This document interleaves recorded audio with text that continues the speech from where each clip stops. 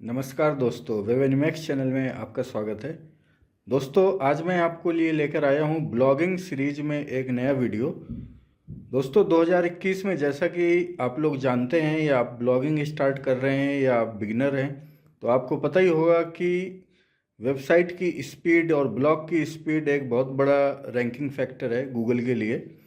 तो कैसे हम अपनी वेबसाइट की स्पीड बढ़ाएं, तो उसके लिए हमें वर्डप्रेस साइट पे क्या करना होगा, इसकी जानकारी आपको इस वीडियो में मिलेगी। तो ये वीडियो पूरा देखिए। और दोस्तों, आपने अभी तक अगर हमारा चैनल सब्सक्राइब नहीं किया है तो इसको सब्सक्राइब करें और साथ ही साथ बेल आइकॉन ज़रूर दबाएं। तो चलिए शुरू करते हैं और मैं आपको ले चलता हूं अपने लैपटॉप स्क्रीन पर।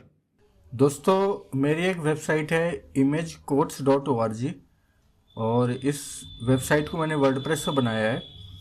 अब मैं इसकी स्पीड चेक करता हूँ कि इसकी क्या स्पीड है। तो इसके लिए एक वेबसाइट है gtmetrics.com। आप गूगल में भी सर्च कर सकते हैं GT मैट्रिक्स। तो जब आप गूगल में सर्च करते हैं तो ये जो वेबसाइट सबसे पहले आता है, इसको आपको खोल लेना है। आप इसको ओपन करिए और यहाँ पे आपको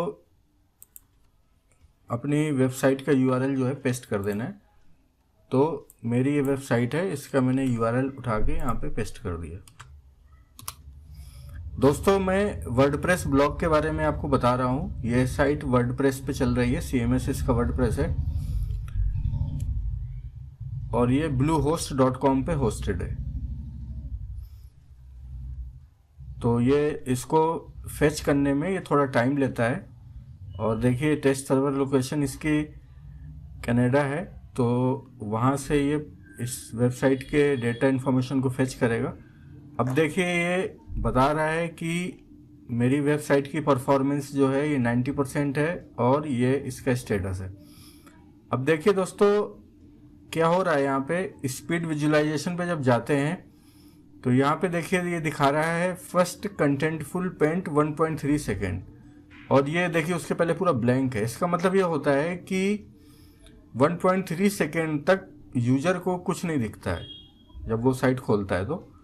तो अब और नीचे हम जाएंगे तो हो क्या रहा है, देखिए कि यहाँ पे दिखा रहा है कि रिड्यूस इनिशियल सर्वर टाइम ये है, फिर सर्वर स्टैटिक एसेट्स है, 23 रिसोर्स फाउंड दिखा रहा है और कंटेंट डिलीवरी नेटवर्क में 22 रिसोर्स दिखा रहे हैं। इमेज साइज में ये क्या बता रहा है कि इमेज आप रिड्यूस कर सकते हैं।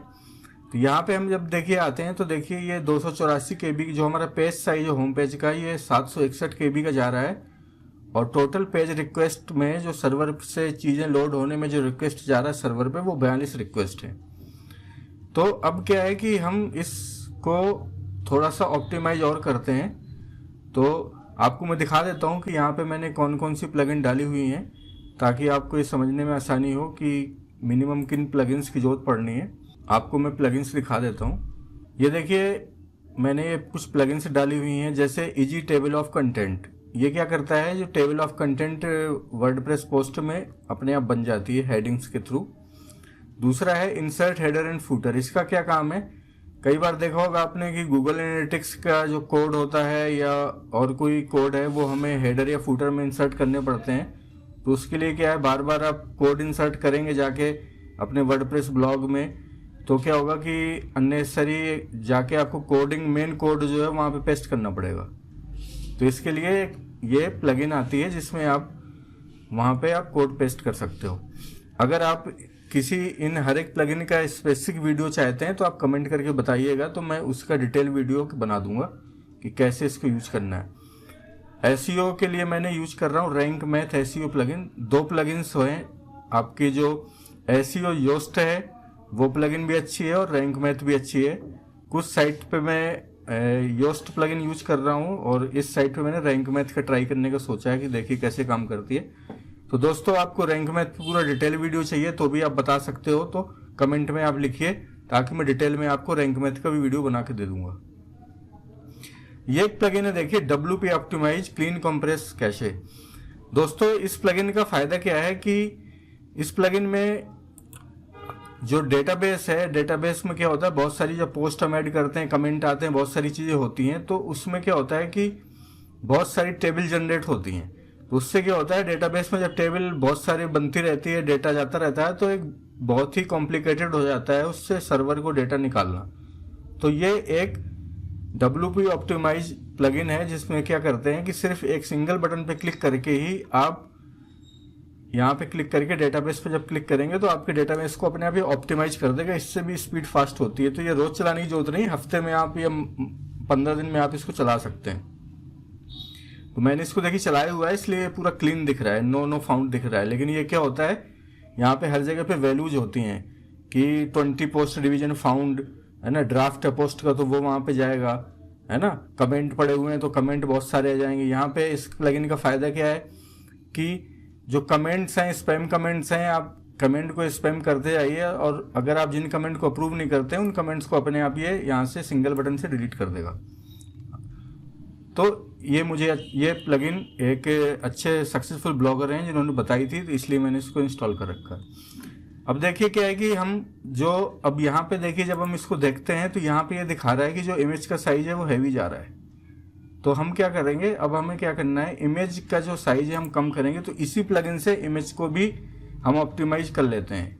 इसका एक फ़ायदा ये है इस प्लगइन का। इस पर मैंने क्लिक किया, देखिए, तो जब मैं क्लिक करूँगा तो यहाँ पे देखिए क्या है कि ये बता रहा है automatically compress newly added images. ये अपने आप कोई भी इमेज हम ऐड करेंगे उसको कॉम्प्रेस कर देगा, और आप अपने हिसाब से कॉम्प्रेस करना चाहते हैं तो वो भी कर सकते हैं। तो यहाँ पे इसको हम ऑन कर लेते हैं तो ये नई इमेज पे अप्लाई होगा। लेकिन अब बहुत सारी इमेज यहाँ पहले से हैं तो उन इमेजेस को हमें ऑप्टिमाइज करना पड़ेगा। अब जैसे देखिए ये इमेज है यहाँ पे, अब इस इमेज को अगर हम देखते हैं तो इसका क्राइटेरिया दिखाएगा ये क्या है, कितनी बड़ी इमेज है, क्या है। अब देखिए ये 600 बाई 400 की इमेज है और 51 KB है। हालांकि मैंने सारी इमेजेस को फोटोशॉप में ऑप्टिमाइज किया हुआ है, लेकिन ये बता रहा है ये प्लगइन की अभी और भी ऑप्टिमाइज किया जा सकता है। तो यहाँ पे देखिए आप राइट पे जब यहाँ पे आएंगे तो कॉम्प्रेस इमेज का जो ये प्लगइन था उसका एक सेक्शन यहाँ पे खुल के आ जाता है। यहाँ पे है प्रियोरिटाइज मैक्सिमम कॉम्प्रेशन, उससे करने से कई बार क्वालिटी खराब हो जाएगी। प्रियोरिटाइज रिटेंशन ऑफ डिटेल, एक ये है कस्टम है। तो यहाँ पे क्या कर सकते हैं आप, बेस्ट क्वालिटी इमेज में यहाँ पे ये है कंप्रेशन मैक्सिमम, ये है, बीच का आप चूज कर सकते हैं। तो जब बीच का आप चूज करेंगे, अब आपने इमेज को पहले से ऑप्टिमाइज कर रखा है तो कोई बात नहीं, मैं जैसे थोड़ा सा करके देखता हूँ। तो मैंने यहाँ पे कॉम्प्रेस में क्लिक किया, देखते हैं अब क्या होता है। अब देखिए दिखा रहा है please wait compressing the selected image. अब देखिए क्या है कि अब 51.29 KB को इसने 50 KB कर दिया।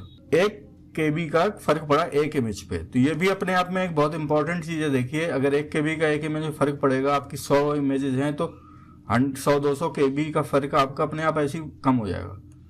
तो आप इसको ऐसे करके देख सकते हैं। तो यहाँ पे हमने क्या किया, इसको अब रिस्टोर अगर आप ओरिजिनल करना चाह रहे हो तो ओरिजिनल भी कर सकते हो, नहीं तो अपडेट कर सकते हो।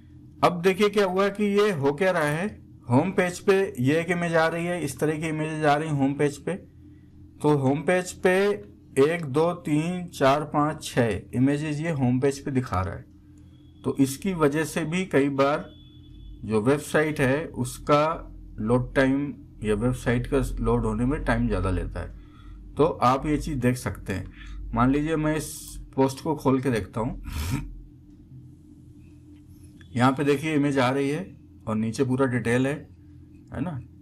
तो इस तरीके से अब यहाँ पे मैंने देखिए क्या किया है, हमने यहाँ पे इमेजेस का जो सेक्शन है इस पे हमने इसको प्रियोरिटाइज मैक्सिमम कंप्रेशन में कर दिया। अब ये देखिए सारी इमेजेस को ये इसने सेव कर दिया है। अब यहाँ पे क्या है, automatically delete image backup after, backup वगैरह भी उसका लेता है। अब यहाँ पे कैशे पे जाते हैं हम।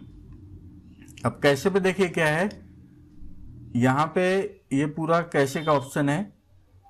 तो generate separate file for mobile devices, इसमें क्या है कि मोबाइल डिवाइस के लिए अलग से सेपरेट फाइल जनरेट कर देगा। ठीक है, तो मोबाइल पे आपका ये फास्ट ज़्यादा हो जाएगा। अब यहाँ पे हम आगे जाते हैं, एडवांस सेटिंग भी है। यहाँ पे आपको कुछ नहीं करना है। ये देखिए अपने आप इसने zip compression is already enable. इसमें क्या होता है कि आपका जो पूरा कंटेंट है, जो पूरी फाइल साइज है, उसको gzip कर देता है। इससे लोडिंग फास्ट होती है। तो ये पूरा है। तो यहाँ पे क्या है कि इनेबल पेज कैशिंग, इसको आप इनेबल कर दीजिए। तो इससे क्या होगा कि आपकी पेज कैशिंग अच्छी हो जाएगी। इससे क्या होगा, एक यूजर जब दोबारा आपकी उसको खोलेगा तो उसको फास्ट लोड होगी।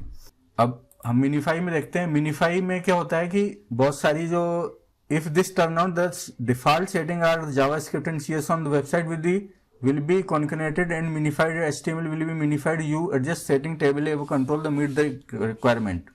ये भी आपका मिनीफाई कर देगा, तो इससे भी स्पीड आपकी फास्ट हो जाती है। तो आप इसको, मैं इसका डिटेल वीडियो एक बाद में बना दूंगा, क्योंकि ये वीडियो दोस्तों बहुत लंबा हो रहा है। 10 मिनट का ऑलरेडी वीडियो बन चुका है, तो ये वीडियो और लंबा हो सकता है। तो इसकी जो सेटिंग है उसके लिए एक हम अलग वीडियो बना देंगे। तो हम बेसिक हमने सेटिंग इसकी कर दी है। अब यहाँ पे हमने ये पूरा हो चुका है। अब क्या करते हैं, अब देखिए यहाँ पे हमने इसको ये ध्यान रखना है, आपको सब कुछ सेव कर लेना है। सेव करने के बाद में अब आपको इसमें जाना है, और यहाँ पे जाने के बाद आप इसको दोबारा आप रिटेस्ट करिए।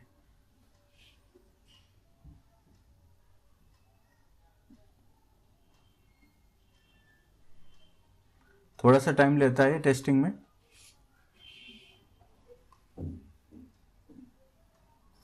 और दोस्तों आपको एक चीज़ बता दूं कि इमेजेस को जितना कम से कम रखेंगे आप साइज, उतना अच्छा है। जैसे मेरे इसमें मैंने जो 600 बाई 400 रखा हुआ है, ये मैंने डेस्कटॉप के हिसाब से रखा हुआ है। ये देखिए दोस्तों, इसकी परफॉर्मेंस देखिए दोस्तों इम्प्रूव हो चुकी है। मैंने इस वेबसाइट की परफॉर्मेंस को आपके सामने करके दिखाया है, जिससे देखिए परफॉर्मेंस इम्प्रूव हो गई है। पहले देखिए इसका जो कंटेंटफुल लोड टाइम था 1.3 सेकेंड था, अब हम इसको 1 सेकेंड के अंदर ले आए हैं। और साथ ही साथ क्या है, देखिए सर्वर स्टैटिक एसेट और जो सारी चीज़ें थी, प्रॉपर्टी, इमेज साइज, काफ़ी चीज़ें कंट्रोल हो चुकी हैं। और यहाँ पे क्या है कि अब हमारी वेबसाइट की परफॉर्मेंस बहुत ही बढ़िया हो चुकी है और 98% पे जा चुका है, और वेबसाइट फास्ट हो चुकी है। तो दोस्तों आपको ये वीडियो कैसा लगा आप कमेंट करके ज़रूर बताइएगा। और आप भी अपनी वेबसाइट से रिलेटेड टिप्स चाहते हैं तो आप कमेंट जरूर करिए, मैं आपकी हेल्प करने की पूरी कोशिश करूंगा। और आपकी ब्लॉगिंग जर्नी में भी मैं आपकी हर तरह से हेल्प करूंगा। और ब्लॉगिंग में किस तरह की वीडियो आप देखना चाहते हैं आप कमेंट करिए, ताकि मैं और डिटेल वीडियो आपके लिए बना सकूं। और दोस्तों ये वीडियो काफ़ी लंबा हो चुका है, इसके लिए मैं आपसे माफ़ी चाहता हूँ। प्लीज़ इस चैनल को लाइक करिए और सब्सक्राइब करिए, और साथ ही साथ बेल आइकन जरूर दबाइए। Thank you very much.